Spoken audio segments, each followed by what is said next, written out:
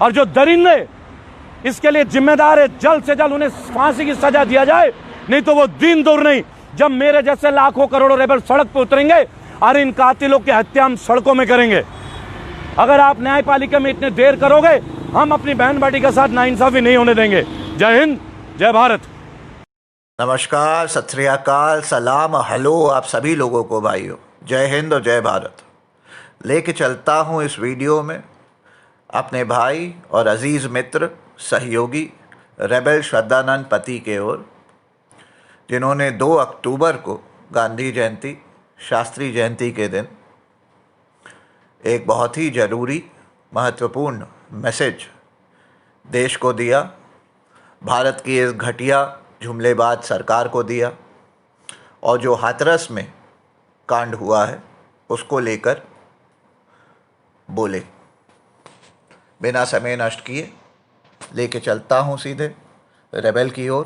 Rebel Shraddhanand पति, आज दलित प्रेरणा स्थल जो आप मेरे पीछे देख सकते हैं भाइयों और बहनों, दलित प्रेरणा स्थल, यहाँ से आज आप लोगों के बीच मुखातिब होऊंगा। भारत की तस्वीर आप सबको पता है, भारत के हालात वो आप लोगों को पता है। आज गांधी जयंती के दिन पे, चूंकि पूरा भारत इसे एक त्यौहार और हर्षोल्लास की तरह मनाता है, लेकिन मुझे लगता है कि शायद ये उल्लास या त्यौहार का समय नहीं है।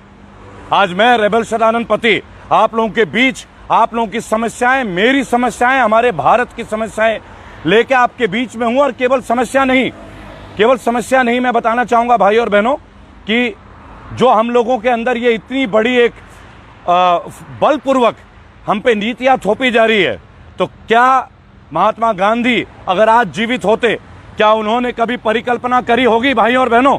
क्या यह महात्मा गांधी जी का देश है? क्या इस देश के लिए, आजादी के लिए महात्मा गांधी लड़े थे? भाई और बहनों, क्या सपने में भी महात्मा गांधी ये सोच सकते थे कि जिस भारत की नींव उन्होंने डाला था, क्या आज भारत उस नींव पे चल रहा है? क्या भारत की वो स्थिति है? भाई और बहनों, इस केंद्र की सरकार ने, इस बीजेपी की सरकार ने शायद किसी के लिए कोई पक्ष नहीं छोड़ा है।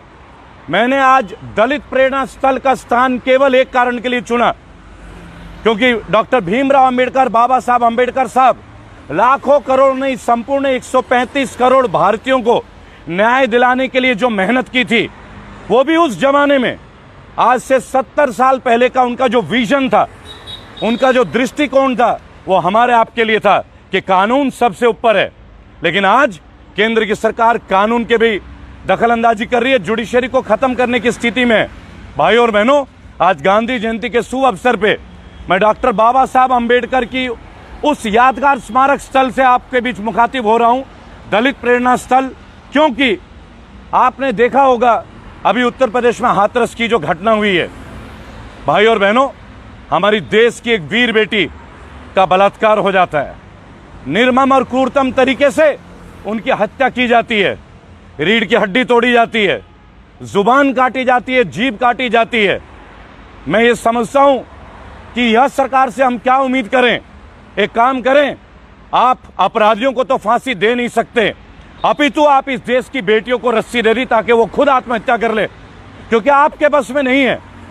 यहां रोज निर्भया कांड हो रहा है, रोज हमारी मासूम बेटी दरिंदगी का शिकार हो रहे हैं, लेकिन आपकी कानून व्यवस्था पूर्णतः फेल है। आज बात करेंगे भाई और बहनों हमारे देश की उस स्थिति के ऊपर, चूंकि गांधी जयंती है। हालांकि मेरे बहुत मतभेद रहे, मैं सरदार भगत सिंह, शहीद भगत सिंह को मानने वाला रहा, और मैं हमेशा इस बात में यकीन मानता रहा कि न्याय मिलता नहीं है, न्याय छीना जाता है।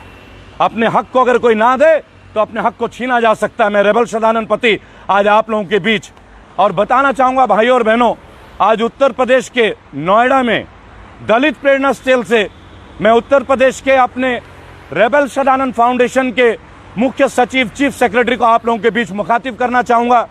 वासु चटवाल, मेरे छोटे भाई, मेरे अनुज, नमन करेंगे लोगों के बीच आप हैं।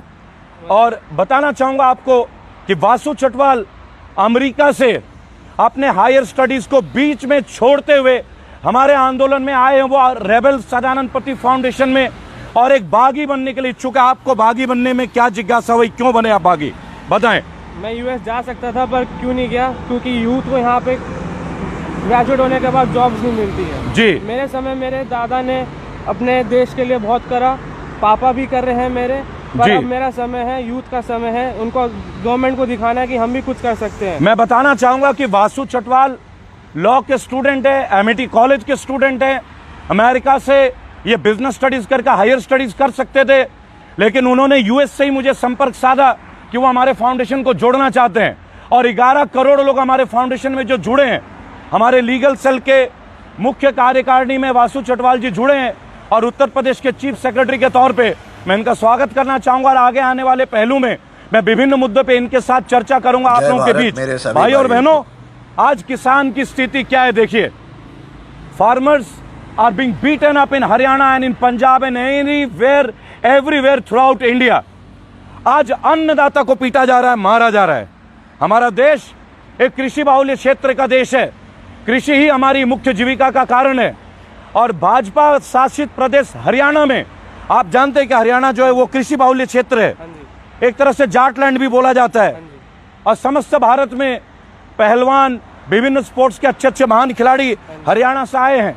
आपने देखा होगा जो फोगाट बहनें हैं, जो कॉमनवेल्थ में, ओलंपिक्स में आपने कई जगह देखा होगा, ये हरियाणा से संबंध रखते हैं। वासु जी, क्या आप संतुष्ट हैं भारत के इस तरीके की हरकतों से, भारतीय सरकार के? भी नहीं, ये जो टूरिस्ट है, टूरिज्म खत्म हो गया, टूरिस्ट आना नहीं चाहेगी यहाँ पे, जो क्योंकि ये जो चीजें हो रही हैं अभी इंडिया में जी, वो कतई अनएक्सेप्टेबल है। लोग इसको किस दृष्टिकोण से अमेरिका में देख रहे हैं हमारी स्थिति को? अभी तो बहुत ही गंदे नजर से देख रहे हैं, क्योंकि एक तके की डेवलपमेंट नहीं है हमारे इंडिया जी। में। यूथ को ग्रेजुएट होने के बाद जॉब्स नहीं मिल रही हैं, व्यापारी वर्ग परेशान है, स्मॉल बिजनेसमैन परेशान है। जब से लॉकडाउन हुआ है कोई बिजनेस बचा नहीं, जिम ओनर्स रो रहे हैं, इंस्टीट्यूशन ओनर्स रो रहे हैं, स्कूल रो रहे हैं जी। अभी कौन खुश है इस समय? भाई और बहनों, मैं बताना चाहूंगा आपको कि आज का जो हमारा मुद्दा है, रेबल सदानंद पति फाउंडेशन में किसानों की जो दुर्दशा है, आज फार्म ऑर्डिनेंस पास कर दिया गया है। फार्म ऑर्डिनेंस 2020, जिसमें किसानों की मंडी का निजीकरण किया जा रहा है, और प्राइवेट कंपनी, सरकार अदानी और अंबानी के लिए पूरी तरह से नियोजित तरीके से काम कर रही है। इन्होंने रूल निकाला है कि प्राइवेट मंडी जो है वो अदानी जी और अंबानी जी कर सकते हैं। भाई और बहनों, ये हमारे किसानों की दयनीय स्थिति है। मैं आपको बताना चाहूंगा भाई और बहनों कि हम कोरोना काल की वैश्विक बीमारी से जुड़ रहे हैं। हम लड़ रहे हैं एक महामारी से, और हम लड़ रहे हैं सरकार की नाकामी से। यह सरकार पूरी तरह से नाकाम हुई है। BJP failures at the rate कोविड-19। एक प्रोपेगेंडा के तहत इन कमल छापों ने हमें बेरोजगार किया। इन्होंने बोला कोविड-19 में मास्क पहने, लेकिन उस मास्क के लिए भी अगर आप बगैर मास्क के चलते तो 1000 रुपए का चालान है। मैंने अपने वीडियो में पहले भी ये बात कही थी कि 1000 रुपए के चालान के बदले आप 100 रुपए का चालान करें और उसमें 2 मास्क पब्लिक को दें, डंडे ना बरसाएं।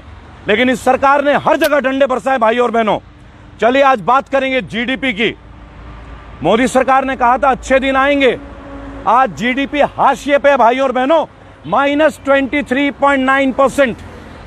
ये बीजेपी का कार्यकाल है भाई और बहनों, -23.9%। आखिर ऐसा क्यों हुआ, मैं आज आपको शेयर करूंगा।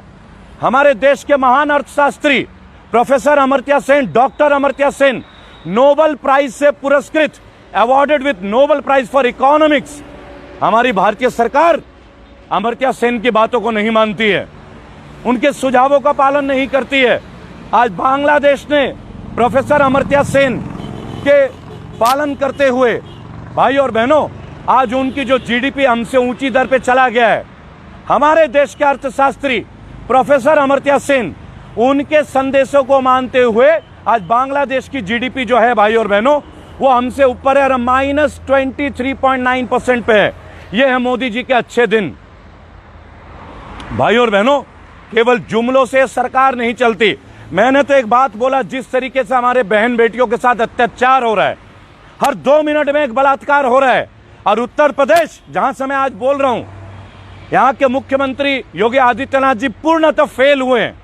कहीं सुशासन नहीं है, पत्रकारों की हत्या, आम नागरिकों की हत्या, अपहरण, और अब तो हद हो गई है जब बलात्कार के साथ साथ निर्मम हत्याएं की जा रही है और पुलिस वाले बलात्कार पीड़िता का अंतिम संस्कार कर रहे हैं बगैर उनके माता पिता के अनुमति से? क्या हमें अपने बेटी का अंतिम संस्कार का भी अधिकार नहीं है? इसलिए मैं कहता हूं, अगर आप इस बात को सुन सकें कि तुम रेत के टीलों के सरदार हो भाजपा वालों, तुम कोई फौलाद नहीं, तुम बेटी की दर्द को क्या जानोगे? तुम्हारी कोई औलाद नहीं। जब तुम्हारी औलाद होगी तब तुम इस दर्द को महसूस करोगे। लेकिन आज बात करेंगे हमारे देश की उस स्थिति के ऊपर, गांधी जयंती के ऊपर। क्या गांधी जी ने कभी सोचा था कि ये दिन हमें देखने पड़ेंगे? भाइयों और बहनों, हर मोर्चे पे फेल होने वाली भाजपा सरकार आज सब्जियों के रेट सोने के बराबर हैं। Vegetables are equals to the rate of gold. टमाटर 80 रुपए किलो, प्याज 60 रुपए किलो, आलू 40 रुपए किलो से नीचे नहीं उतरता। किसानों को उनका रेट नहीं मिलता। आखिर ये रेट किनके लिए है? ये उनके लिए है जो इनका गोडाउन में स्टॉक करते हैं। सरकार के ही लोग इन्वॉल्व हैं, लेकिन इनके ऊपर कोई कानूनन कार्रवाई भाई और बहनों नहीं होती है। चलिए बात करेंगे आज विद्यार्थियों के ऊपर, करोड़ों माता पिता के ऊपर जिनकी नौकरियां छूट गई कोविड-19 के दौरान। इस दलित प्रेरणा स्थल में जहां मुझे प्रेरणा मिलती है, लाखों करोड़ों लोगों को प्रेरणा मिलती है, वो इसलिए कि एक आम आदमी भी कुछ बन सकता है। डॉक्टर बाबा भीमराव अंबेडकर साहब, हमारे बाबा साहब, हमारे आधुनिक संविधान के रचयिता, उन्होंने कहा था कि व्यक्ति संभवतः खुद अपने कदमों पे खड़ा हो सकता है, उसे किसी बैकअप की जरूरत नहीं। लेकिन आज शिक्षा के साथ क्या हो रहा है? स्कूल बंद है, मनमानी तरीके से फीस मांगी जा रही है। वैसे मोदी जी को फुटेज लेने की बहुत शौक है, मोर के साथ फोटो चाहिए, पॉलिथीन के साथ फोटो चाहिए। लेकिन ये जो स्कूल वाले मनमानी करते हैं, ट्यूशन फीस के अलावा सारे फीस ले रहे हैं, लैब फीस, जबकि क्लासेस होती नहीं है। Central government silent on school fees. लाखों करोड़ों अभिभावक आज दुखी हैं भाई और बहनों, परेशान हैं। लेकिन मोदी जी या योगी आदित्यनाथ जी या बीजेपी शासित तमाम जो राज्य हैं, आज तक इन्होंने अपने मुंह से एक बार भी नहीं बोला कि नहीं स्कूलों की फीस कम करी जाए। लेकिन बंगाल में ममता बनर्जी ने कहा है कि 30% कम किया जाए, मनमानी तरीके से स्कूल फीस ना ली जाए। लेकिन हमारे शिक्षा मंत्री रमेश पोखरियाल निशंक जी चुप बैठे। गौर से देखिए, central government silence on school matters. कितने मुद्दे उठाएंगे हम, लेकिन आज हम सड़कों में हैं। आज बात करेंगे उत्तर प्रदेश की, जिसे बोला गया कि न्यायपालिका का प्रदेश है, सुशासन का प्रदेश है, अपराधी यहां खौफ खाते हैं। गलत। उत्तर प्रदेश अब रेप प्रदेश के नाम से जाना जा रहा है भाइयों और बहनों। उत्तर प्रदेश अब रेप प्रदेश यानी बलात्कार का प्रदेश। अभी कुछ दिन पहले सुल्तानपुर, उससे पहले गाजीपुर और अब हाथरस की बीभत्स घटना। भाइयों और बहनों, विभिन्न राजनीतिक दलों के लोग, चंद्रशेखर जी आजाद समाज पार्टी के, उन्हें जबरन उठा दिया गया। राहुल गांधी को कल पीटा गया। वो क्या कर रहे थे? वो उस परिवार से मिलने जा रहे थे। क्या हमारा अधिकार नहीं है? क्या बलात्कार पीड़िता के परिवार से हम ना मिले? क्या उनको संवेदनाएं ना दें? क्या हम भावनाहीन हो गए? इस केंद्र की सरकार ने और उत्तर प्रदेश की सरकार ने, इन्होंने उस लड़की का शव का अंतिम संस्कार कर दिया बगैर उनके माता पिता के अनुमति में। Uttar Pradesh is equals to rape प्रदेश। मैं देख सकता हूं बहुत संख्या में लोग लाइव हुए हैं, बहुत संख्या में लोग लाइव हुए हैं। 1000 लोग लाइव हैं, 1200 लोग अभी लाइव है हमारे बीच। भाई और बहनों, ये संख्या बढ़ती रहेगी, घटेगी नहीं। उत्तर प्रदेश जो कि क्राइम का जड़ बन चुका है। आइए नौजवानों की बात करते हैं। गांधी जी ने कहा था, जिस देश में नौजवानों को अवसर ना मिले वो देश आतंक का गढ़ बन जाता है। आज employment is eight the rate of 0। Employment, रोजगार 0 है। मोदी जी आपने कहा था 2 करोड़ रोजगार देंगे। मोदी जी 2 करोड़ तो छोड़िए, आपने रेलवे में से नौकरी हटा दी, एयरलाइन से छटनी कर दी। आपने दिया क्या मोदी जी? आपने हमारी खाल और हमारे रक्त की एक एक बूंद ले ली है। आपका मन ही नहीं भरता मोदी जी। कभी चालान कटवाते हैं, फोन पे बात करेंगे गाड़ी में 10,000। ये बीजेपी शासित प्रदेश उत्तर प्रदेश की मैं बात कर रहा हूं। अगर मास्क नहीं पहना तो 1000। शर्म आनी चाहिए आपकी गवर्नेंस को। धिक्कार है आपकी शासन प्रणाली पे। आप इस दौर पे भी लोगों से चालान ले रहे हैं, इतने बड़े अमाउंट पे। लोगों के पास कमाई नहीं है, 500 रुपए देते हैं आप मजदूरों को। जो लोग अपंग हैं, जो लोग विकलांग हैं, उनको आप महीने के 500 रुपए देते हैं। Employment at the rate of 0। रोजगार के मामले में आप 0 हैं। फिसड्डी साबित हुए हैं आप, फिसड्डी। भाई और बहनों, अगर हम बात करने चलें तो शायद इतने मुद्दे होंगे कि कभी खत्म नहीं होंगे। लेकिन मैं आपसे एक बात बोलना चाहूंगा कि हम बहुत दिनों से एक आवाज उठा रहे थे विभिन्न राजनीतिक दलों के लिए कि आप आइए लोगों के बीच, आप सड़कों में उतरिए। कल जब राहुल गांधी उतरे सड़क पे, पहली बार लगा कि हमारी आवाज राहुल गांधी और कांग्रेस पार्टी तक पहुंची। जब मैंने आजाद समाज पार्टी के चंद्रशेखर जी को देखा धरना प्रदर्शन करते हुए हाथरस में, अच्छा लगा, क्योंकि 6 महीने तक ये लोग गायब थे। कोरोना काल में ये लोग कभी नहीं आए। चलो देर आए दुरुस्त आए, आप आए, मैं इसके लिए आपको धन्यवाद देता हूं, आभार प्रकट करता हूं। मायावती जी, कब तक बैठी रहेंगी आप तो दलित समाज की प्रेरणा की स्रोत बन रही थी। आपने कहा था मेरी पूजा करो। आज उस दलित बेटी के लिए आप क्यों चुप बैठी हैं? आज रामनाथ कोविंद हमारे माननीय राष्ट्रपति क्यों चुप बैठे हैं? आज कानून मंत्रालय क्यों चुप बैठा है? आज मेनका गांधी क्यों चुप बैठी हैं? आज सोनिया गांधी क्यों चुप बैठी हैं? आज जितने भी ये SC ST एक्ट के जो चेयरपर्सन हैं, आज मानव अधिकार आयोग क्यों चुप बैठा है? ये सब आज सुप्रीम कोर्ट क्यों चुप बैठा है? घर से बाहर निकलिए, आइए इस जंग के लिए, आइए लड़े हम इस जंग में। हमें ये जंग लड़ना पड़ेगा। मेरे भाइयों, 19 बार मैं डिटेन हो चुका हूं विभिन्न पुलिस थानों में। मैं रुका नहीं, मैं डटा नहीं, मैं डटा रहूंगा, मैं झुकूंगा नहीं। भाई और बहनों, अगर हम और आप मिलके इस इनकलाब को सड़कों पे ले आए, जो इनकलाब अब शुरू हो चुका है। आज कातिलों को सजा नहीं है, अपराधियों में खौफ नहीं है, लेकिन जो लोग निर्दोष हैं उन्हें डंडे से पीटा जा रहा है। आज कोई अपनी बात कहता है तो उन्हें UAPA का एक्ट लगा के, अनलॉफुल एक्टिविटीज प्रिवेंशन एक्ट के तहत हम जैसे एक्टिविस्टों को जेल में डाला जा रहा है। मैं चैलेंज करता हूं, आप मुझे जेल में डाल के दिखाओ। चैलेंज, ऑफिशियली मैं चैलेंज करता हूं बीजेपी गवर्नेंस को। कानून की पढ़ाई हमने भी की है, हम जानते हैं भारतीय संविधान को। आज मैं दलित प्रेरणा स्थल से बाबा भीमराव अंबेडकर साहब का अनुयायी हूं और मैं गर्व से कहता हूं कि मैं उनको अपना मानता हूं और समस्त देश मानता है। गांधी जी की इस पवित्र धरती में जब लोगों ने कहा था गुजरात से हमारे प्रधानमंत्री आते हैं, आपने गुजरात का एक भी अच्छा मॉडल हमें नहीं दिखाया। अगर आपका ये गुजरात मॉडल है, आप इसे वापस गुजरात ले जाएं, हम अपने देश को अपने तरीके से ले चलेंगे। भाई और बहनों, आज इनके मर्जी से अनलॉक किया जा रहा है, लॉकडाउन किया जा रहा है। व्यापारी वर्ग हाशिए में है। आज कोचिंग इंस्टीट्यूट वाले बर्बाद के कगार पे हैं, ब्यूटी पार्लर वाले बर्बादी के कगार पे हैं, टूरिज्म इंडस्ट्री बर्बादी के कगार पे। इन्हें एक पैसे का बैकअप पैकेज नहीं मिला, कोई रिलीफ नहीं मिली। निर्मला जी के बड़े बड़े भाषण, आज कहां है अनुराग ठाकुर? रिपोर्ट तो अब ऐसी भी आ रही कि मोदी जी और अमित शाह में अनबन हो गई है। आज हर न्यूज चैनल पे दीपिका पादुकोण, कंगना रनौत। इस कंगना रनौत को क्या जरूरत थी सिक्योरिटी देने की? हमारी इस बहन को क्यों नहीं दिया आपने, जो हाथरस में हमारी बहन शहीद हुआ? मैं इस वीडियो के माध्यम से सरकार से यह मांग करता हूं कि उनके परिवार को सरकारी नौकरी दी जाए और 1 करोड़ रुपए का मुआवजा दिया जाए। भाई और बहनों, उनके परिवार को इस भयमुक्त समाज से भयमुक्त किया जाए और जो दरिंदे इसके लिए जिम्मेदार है, जल्द से जल्द उन्हें फांसी की सजा दिया जाए।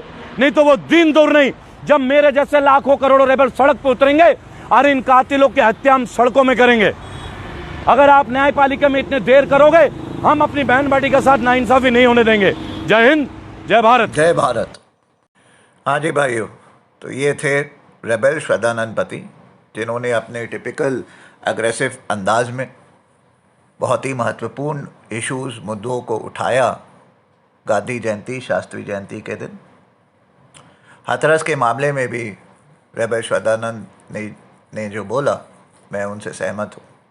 देखिए, अगर सरकारें हमारी बहन बेटियों को नहीं बचा पाएंगी तो फिर जनता को ये मामला अपने हाथ में लेना पड़ेगा। और जिस दिन ये हो गया, उस दिन ये जितने रेपिस्ट हैं, ये बरगद के पेड़, नीम के पेड़ से टंगे मिलेंगे आपको, उल्टा और नंगे। ये मेरी चेतावनी है भारत के हर रेपिस्ट को, हर रेप की मानसिकता रखने वाले को। सुधर जाओ, वरना टांग दिए जाओगे नंगे और उल्टा। जय हिंद, जय भारत। इस वीडियो को ज़्यादा से ज़्यादा शेयर करेंगे भाई। जय हिंद, जय भारत।